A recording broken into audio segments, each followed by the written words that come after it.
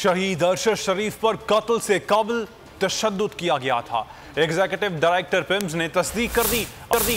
अरशद शरीफ के तशद्दुद ज़दा लाश की तस्वीर भी असली करार दे दी।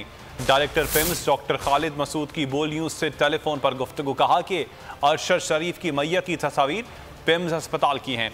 तहकीकात कर रहे हैं कि अरशद शरीफ की तशद्दुद ज़दा लाश की तस्वीर लीक कैसे हुई। तफसील बताते हुए उनका कहना था कि अरशद शरीफ की 4 उंगलियों के नाखून खींचे हुए थे। अरशद शरीफ के जिस्म पर तशद्दुद के 12 निशानात थे। अरशद शरीफ की 1 उंगली टूटी हुई थी। उनका मजीद कहना था कि थाना रमना के SHO को अरशद शरीफ की इब्तदाई पोस्टमार्टम रिपोर्ट दे चुके हैं।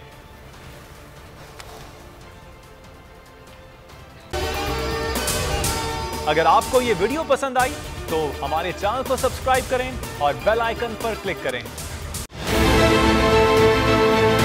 बहुत अच्छी कवरेज की है। ये मार्च की तो जबरदस्त कवरेज थी। बॉल की प्रॉब्लम सबसे बेस्ट थी।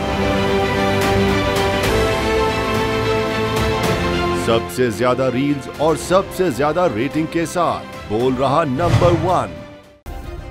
सब्सक्राइब करें और बेल दबाएं ताकि कोई खबर रह न जाए।